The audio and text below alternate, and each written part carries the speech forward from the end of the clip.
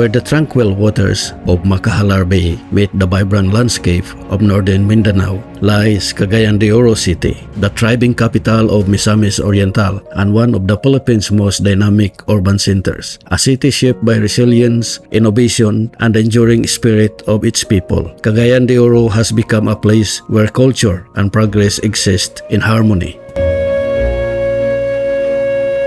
Renowned for its diverse and welcoming community, esteemed educational institutions, and flourishing local economy, the city has long been a destination for learning, commerce, and opportunity. As the financial and commercial heart of Misamis Oriental and one of Mindanao's leading manufacturing and industrial hubs, Cagayan de Oro continues to drive regional growth while preserving the rich heritage that defines its identity. More than a center of business and industry, Cagayan de Oro is a city of stories, a place where traditions endure, communities thrive, and every sunrise over Macajalar Bay reflects a future filled with promise. As evening descends, the harbor front comes alive in a ribbon of shimmering light, its glowing skyline mirrored across the tranquil waters. Beneath this captivating spectacle flows the invisible force of Mindanao's rivers, where the powerful currents of the Agos and Pulangi river systems are transformed into clean, renewable energy. From the thunderous cascade of Maria Cristina Falls, home to the iconic Agos 6 hydroelectric power plant, one of the 7 generating stations, to the Pulangi hydropower complex in Bukidnon. These engineering landmarks generate a substantial share of the electricity that illuminates Cagayan de Oro City after sunset. The city's power is delivered primarily through the Mindanao grid, where the 1,000 megawatt Agos Pulangi hydropower complex serves as the backbone of its renewable energy supply. Operated through the National Power Corporation and transmitted by the National Grid Corporation of the Philippines, this vast network carries hydropower from the Agos plants in Lanao del Norte and the Pulangi Fort Facility in Bukidnon, providing dependable, low-carbon electricity across Northern Mindanao. Complementing this regional lifeline are locally integrated renewable energy projects managed through Cagayan Electric Power and Light Company Incorporated, CIPALCO. In Manolo Portage, Bukidnon, the 1.6 megawatt Agusan mini hydroelectric plant, operated by First Gen Corporation, channels the steady flow of a runoff river system directly into Cagayan de Oro's distribution network. Nearby, the 7 megawatt Bubunawan hydroelectric plant works in harmony with CIPALCO's pioneering 1 megawatt solar farm, creating a balanced and reliable renewable energy mix that strengthens the city's power supply day and night. Looking ahead, the San Isidro hydropower project promises to further transform the region's clean energy landscape, currently under development by First Gen Corporation. The 39 to 40 megawatt runoff river facility will harness the waters of the Cagayan de Oro River, spanning Barangay Tignapuluan and the neighboring areas of Bukidnon. Once completed, it will significantly expand the city's direct renewable energy capacity, ensuring that the lights illuminating its vibrant waterfront continue to be powered by the enduring strength of Mindanao rivers for generations to come. Cagayan de Oro City, celebrated as the City of Golden Friendship, the whitewater rafting capital of the Philippines, and the vibrant economic gateway to Northern Mindanao, is a place where opportunity and culture converge. Beneath its thriving skyline flows the spirit of a people united in diversity. Locals and migrants from neighboring provinces working hand in hand to shape a future of shared prosperity. This rich tapestry of cultures has become the city's greatest strength, woven together by warmth, mutual respect, and genuine hospitality. In Cagayan de Oro, every smile, every greeting, and every act of kindness reflects a community where friendship is not merely a title but a way of life. In the heart of Cagayan de Oro City stands Xavier University, Ateneo de Cagayan. The Ateneo de Cagayan was renamed in honor of Saint Francis Xavier, a famous Jesuit missionary. When the school received university status in 1958, it officially became Xavier University. Because alumni wanted to keep the original historical identity, the administration combined both names into Xavier University Ateneo de Cagayan, a distinguished institution founded on June 7, 1933, whose legacy has shaped generation of minds and leaders. Across its sprawling campus, towering palms, resilient nara, stately mulabi, and enduring mahogany trees cast their shades over pathways where learning, purpose, and tradition converge. These vibrant green spaces, carefully preserved and enriched through sustainability initiatives such as Atiman Kinaiyahan, transform the campus into a living sanctuary where nature and education flourish in harmony. For decades, Xavier University has been more than a place of learning. It has been a crucible of excellence. Its halls have nurtured top-notchers in professional licensure examinations, accomplished scholars, respected professionals, and visionary leaders whose contributions have left a lasting mark on communities across the Philippines, woven into the city's identity. The university continues to inspire an atmosphere of youthful ambition, intellectual pursuit, and enduring hope for the generation yet to come. Cagayan de Oro City stands at the heart of the Cagayan de Oro Iligan Corridor, a region rapidly emerging as Mindanao's foremost industrial powerhouse. Guided by ambitious long-term urban master plans, the corridor is evolving into a landscape where heavy industry, intelligent infrastructure, and integrated logistics converge to shape the island's economic future. Industrial giants and strategic gateways. Lagindingan Airport and Aerotropolis rising as the corridor's global gateway. Lagindingan Airport anchors as a growing aerotropolis that streamlines cargo movement, accelerate international trade, and strengthen Northern Mindanao's position within regional supply chains. PBDIC Industrial State stretching across the coast of Taguluan. The PBDIC Industrial State forms the industrial engine of the corridor, home to steel manufacturing, power generation, chemical processing, and export-oriented industries. It remains one of the country's most significant centers for heavy industry. Heavy manufacturing in Iligan. Long celebrated as the industrial city of the South, Iligan continues to forge the region's industrial identity. Its steel plants, cement production, and major power facilities sustain manufacturing capacity while supplying energy and essential materials across Mindanao. Mega projects shaping tomorrow. The Hinterland Road Network carving through the highlands between Iligan and Cagayan de Oro. This transformative highway network is opening once isolated mountain communities, strengthening agricultural trade, and weaving the regions into a more connected economic landscape. Metro CDO Metropolization. A bold regional vision seeks to establish Metro Cagayan de Oro as the Philippines' fourth official metropolitan center. By uniting two cities and 11 surrounding municipalities, the initiative lays the foundation for a vast urban region driven by coordinated growth, modern infrastructure, and shared economic opportunity. South Raids Township. On the southern edge of Cagayan de Oro, South Raid Township envisions a next-generation innovation district spanning 31 hectares. The multi-billion peso development is designed as a Silicon Valley-type community, bringing together premier IT parks, business process outsourcing hubs, research facilities, and world-class exhibition spaces to power the city's transition into a knowledge-based economy.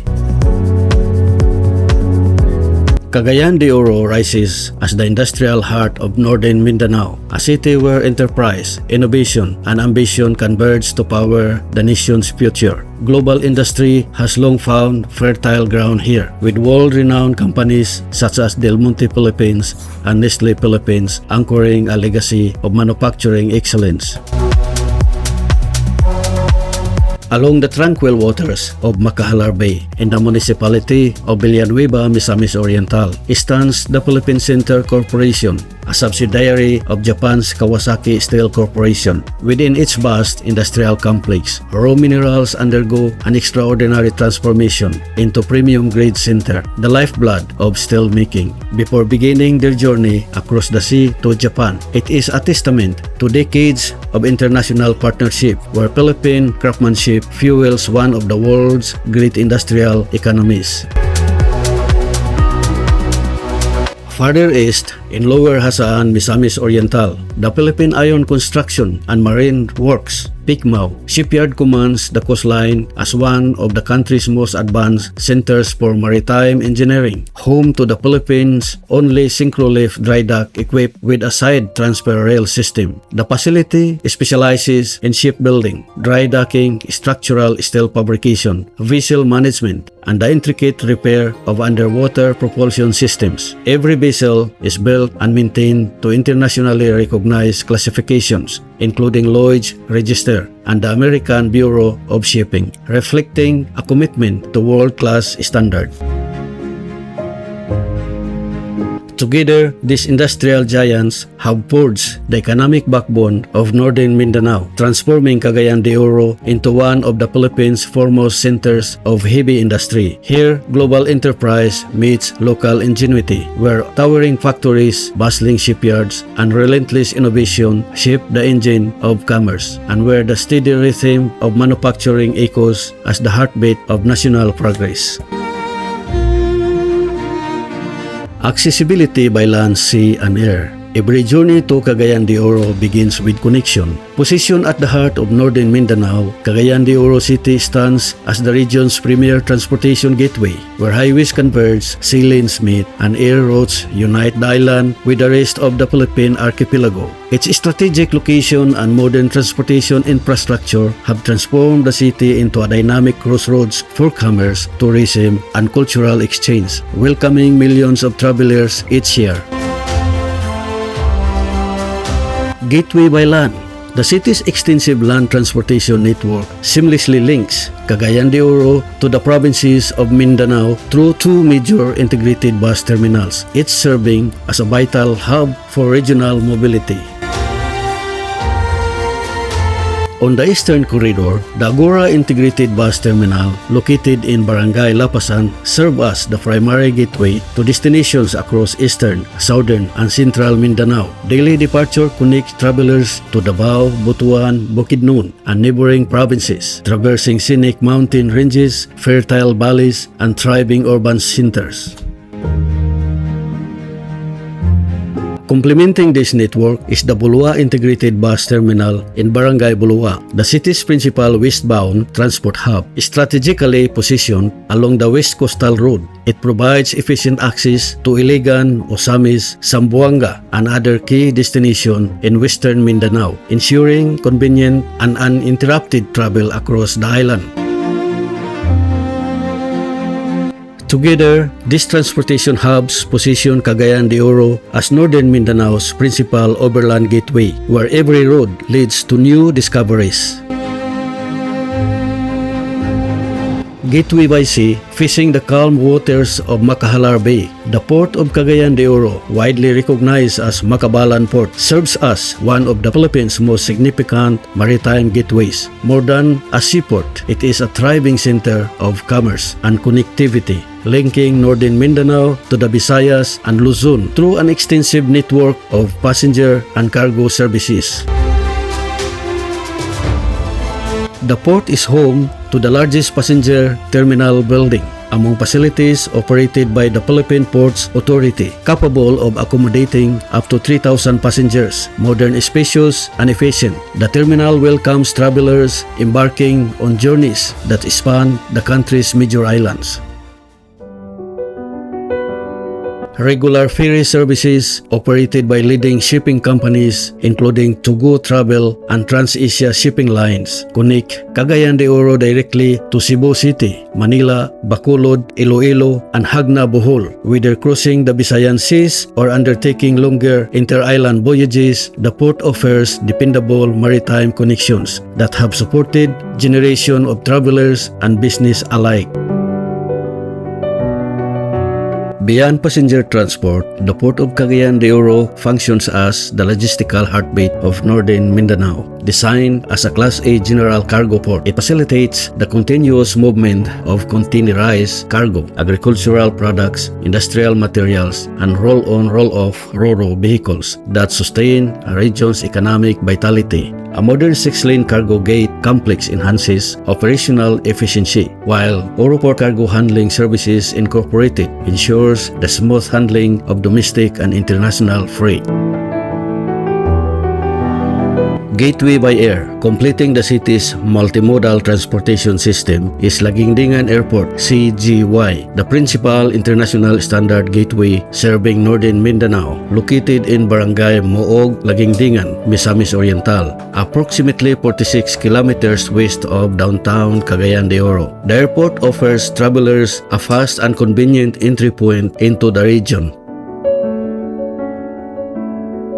Operating regular domestic flights to major Philippine gateways such as Manila, Cebu, and Davao, Lagingdingan Airport provides efficient connectivity for business travels, tourists, and returning residents alike. Its strategic location along the Cagayan de Oro Iligan Growth Corridor further strengthens the city's role as a regional center for tourism, investment, and commerce.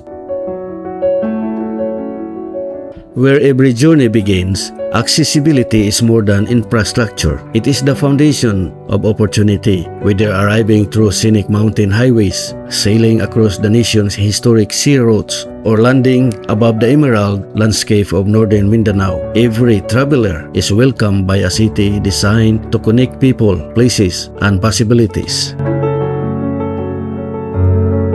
In Cagayan de Oro, every road converges, every voyage finds its harbor, and every flight opens the door to new experiences. Here, accessibility is not merely about reaching a destination. It is about discovering the vibrant spirit of the city of Golden Principe, where adventure, culture, and opportunity begin. Nestled between Emerald Mountains and the warm waters of Macajalar Bay, Cagayan de Oro City offers a lifestyle where comfort and affordability exist in remarkable balance. Daily living costs are approximately 30% lower than Metro Manila and dramatically more affordable than those of most major western cities. From housing and transportation to fresh local cuisine, and every aspect of life reflects exceptional value without sacrificing quality. Housing. Finding a home in Cagayan de Oro is refreshingly attainable. Modern apartments and comfortable residencies command only a fraction of the rental prices found in the nation's capital, allowing residents to enjoy more space and a higher quality of life for less. Fresh food and everyday living. Surrounded by the fertile farmlands of Bukidnon, the city enjoys direct access to an abundance of fresh fruit, vegetables, premium meats, and seafood. Bustling public markets overflow with locally harvested produce, while neighborhood eateries and cafes serves authentic Filipino cuisine at prices that make dining out an everyday pleasure rather than a luxury. Transportation and utilities. Life moves with ease across the city. Affordable jeepneys, local transport services, and short travel distances keep commuting costs exceptionally low, while everyday utility expenses remain comfortably within reach. Healthcare in Cagayan de Oro stands as one of the city's greatest advantages. Modern, dependable, and remarkably affordable. Whether choosing public medical facilities or contemporary private hospitals, residents benefit from quality care at costs that are significantly lower than those in many larger metropolitan areas.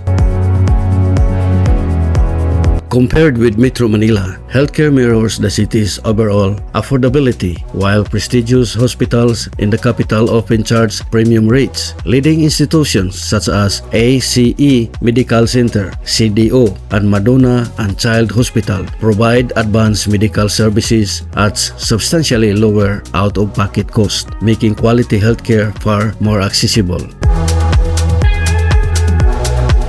For expatriates, retirees, and international travelers, the value becomes even more striking. Medical consultations, comprehensive laboratory testing, diagnostic procedures, and routine treatments that can cost hundreds or even thousands of dollars in many Western countries are often available in Cagayan de Oro for only a fraction of the price. The result is a city where affordable living extends beyond daily expenses to one of life's most important essentials: accessible, high-quality healthcare. Where adventure begins, every great adventure has a starting point. In Northern Mindanao, that place is Cagayan de Oro City, a vibrant gateway where urban energy meets the untamed beauty of nature. Surrounded by mountains, rivers, and islandscapes, the city of Golden Principe invites travelers to venture beyond the ordinary and discover experiences that awaken the spirit. The journey begins on the legendary Cagayan de Oro River, where world-renowned whitewater rafting delivers an exhilarating ride through powerful rapids and breathtaking landscapes. Every twist and sword of the river offers an unforgettable encounter with one of the Philippines' premier adventure destinations. For those seeking a more intimate connection with the river tubing and kayaking offer a different kind of thrill. Paddle through rushing currents, navigate winding waterways, and immerse yourself in the raw beauty of nature, where every bend reveals a new perspective of the wilderness. Rising above the city, a Maya view crowns the lush Indag Hills, offering sweeping panoramas that stretch from the skyline to the distant sea. Home to Larry's Hill Adventure Hub, this highland sanctuary combines adrenaline and serenity through paragliding, scenic attractions, and breathtaking vistas that transform every sunset into a masterpiece. Beyond the city limits, Cagayan de Oro unfolds into a world of extraordinary destinations, making it the perfect gateway to the diverse landscapes of Northern Mindanao. To the south lies Bukidnon, a land of cool mountain air, rolling plateaus, and verdant forests. Here, adventure reaches new heights at the Hilayan Adventure Park, home to Asia's longest dual zip line, while the expansive communal runs in Impasugong offers tranquil landscapes where mist-covered hills evoke the beauty of a countryside beyond imagination. A scenic drive west leads to Iligan City, the celebrated city of majestic waterfalls, where nature's grandeur is on full display. Towering above the Agus River, the iconic Maria Cristina Falls cascades with an awe-inspiring power, standing as one of the country's most magnificent natural landmarks. Off the northern coast, the island paradise of Camiguin emerges from the sea, where volcanic peaks rise above emerald forests and crystal-clear waters. From rejuvenating cold springs and secluded white sandbars to timeless coastal villages and dramatic landscapes, the island offers an escape where adventures, tranquility, and natural beauty exist in perfect harmony. From exhilarating rivers and soaring highlands to majestic waterfalls and enchanting islands, Cagayan de Oro City is more than a destination. It is the gateway to Northern Mindanao's most unforgettable journeys. Every road leads to discovery. Every adventure begins here. Beyond the rush of adventure lies another treasure waiting to be discovered: Cagayan de Oro's remarkable culinary soul. As dawn breaks, the city's bustling public markets come alive, filled with the enticing aroma of freshly prepared delicacies, vibrant produce, and timeless family recipes passed down through generations. Here, every flavor is a memory in the making. Following the coastline of the majestic Macajalar Bay, elegant hotels and exceptional restaurants welcome guests to an unforgettable dining experience.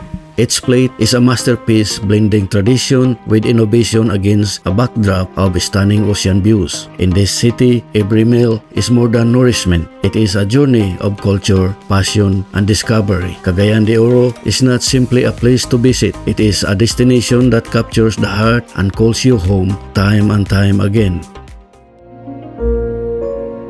In a world where life can feel increasingly complex, fast-paced, and expensive, many people begin to dream of something different, a place where time moves more gently, where quality of life takes center stage, and where peace and simplicity exist in harmony. That place may be closer than you think.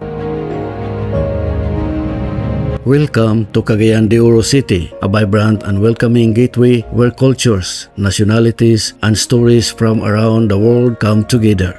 For foreign nationals and former Filipino citizens seeking a new chapter in the Philippines, the Philippine Retirement Authority (PRA) offers the Special Resident Retirees Visa (SRRV), providing qualified retirees with long-term residency, indefinite stay, and multiple entry privileges. But perhaps the best way to understand life here is not simply to read about it, it is to experience it. Visit Cagayan de Oro, walk its streets, meet its people, discover its rhythm, see for yourself how modern conveniences, warm hospitality, and more relaxed way of living can come together. And when you are ready to venture beyond the city, just about an hour away lies a different world entirely. High in the mountains of Misamis Oriental, the air feels cooler, the landscape turns greener, and the pace of life slows to something more natural. Here, calming forest, rolling hills, fresh mountain air, and a peaceful atmosphere create an inviting setting for retirees and expatriates searching for a place to call home. It is more than a destination. It is a chance to step away from the rush of modern life and discover a quieter chapter 1, where mornings begin with cool air, nature surrounds you, and life has room to breathe. Perhaps your next chapter is waiting in Claveria. Thank you for watching.